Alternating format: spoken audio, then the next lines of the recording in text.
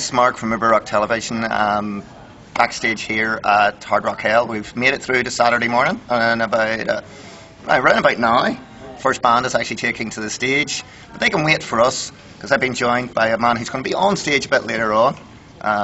Brad from Massive, all the way from Melbourne. How you going, mate? Thank you for having me. Good to see you. It's a pleasure. It's a Saturday morning, mate. Third day of a festival in the AM. What are you doing to me? I can't be worse. We were at a festival a couple of weeks ago and we had to do an interview at 9 o'clock on a Sunday morning.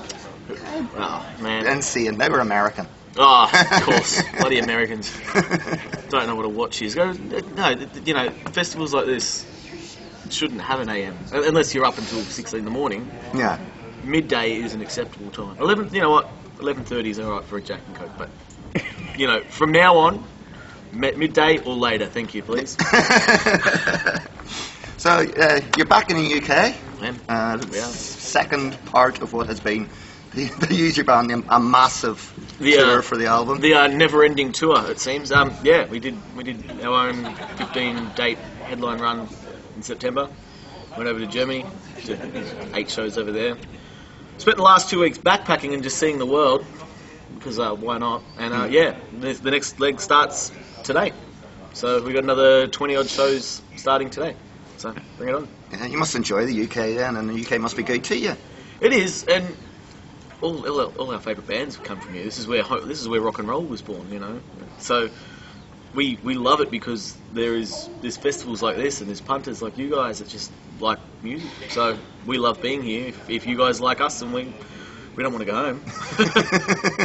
Logistically, how difficult is it for a band and it's from Australia to break into the likes of the UK, or has the advent of the internet and YouTube and so on made it easier for you to reach out to new audiences on the other side of the world? We'll put it this way, there's 5 Aussie bands playing today. 5 Aussie bands playing on this Wales bloody festival. And the reason why that is because Australia's touring circuit is dead. You know, we've toured the east coast of Australia so many times we just don't want to do it anymore. It's just, we've done it so often that it's just boring, you know.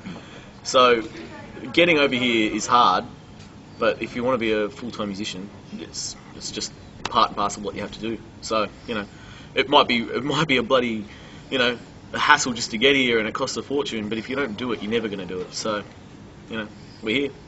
We're not going home. Stuff it. Try and kick us out. Well, we don't want to even go on and go there, do we? It's Australia at the minute. It's Virginia. As you say, there's 5 Australian bands on the bill here.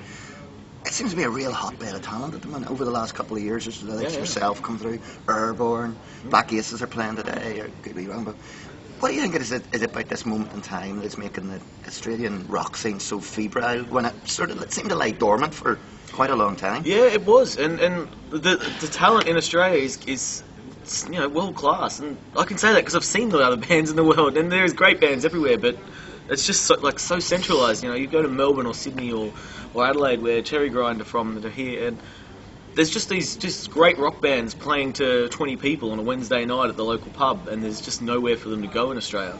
I think what it is you have to be good in Australia, because you can't just be a hard-working band that's no good, because you're going to get nowhere. You have to be the best you can be for anyone to even notice you. So, you know, it probably works in our favour that we have to work so hard over there, because when we come over here and travel 2 hours to a gig, it's easy, no problems.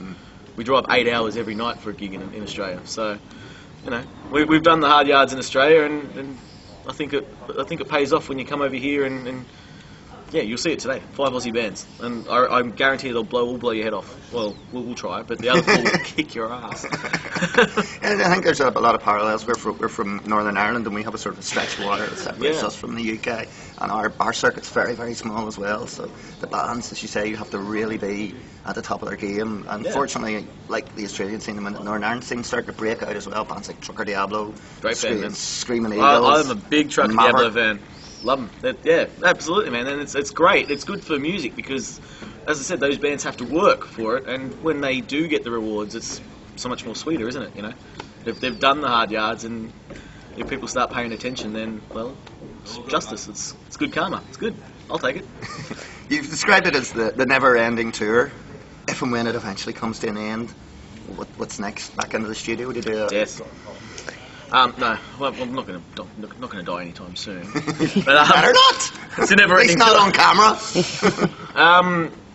Yeah, we're writing. So the next album, it'll put it this way: the last album took us a year to get out. We finished it 9 months before we released it. So we're pretty conscious of getting into the studio and writing the next one because we don't know how long it'll take to get out. So, you know, this tour goes till December. We're going to go back to Germany and just do some club shows, just, you know, residencies every Thursday, Friday, just keep busy.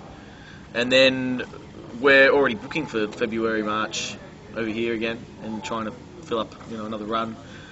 And in that gap, we'll just be writing and demoing, and if we find the right producer over here, we'll start recording. If our bank accounts still exist. We can recommend you a few good producers. Yeah, well, I mean... Over to Northern Ireland, recorded at Einstein Studios, where Trucker Diablo do their Yeah, stuff. right. Yeah, well, there you go, because we're new to this town. We don't know anybody. This is why I came here early, is because there's so many bands in this festival I've never seen. But I've seen the name, and Joan of Arc yesterday were brilliant. I don't know if you saw Joan of Arc. I didn't, my wife saw them, said they were brilliant. Blew my mind away, man. I had to run to the front of the stage and just watch them. They were mental. It was great. And we don't see that because we jump off a plane and we're here.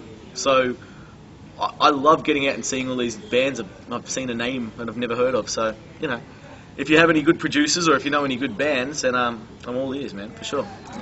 Well, that's what Hard Rock Hell's all about, making connections, checking out new bands, and checking out some old favourite bands. And today we're going to check out a lot of Australian bands. And getting drunk.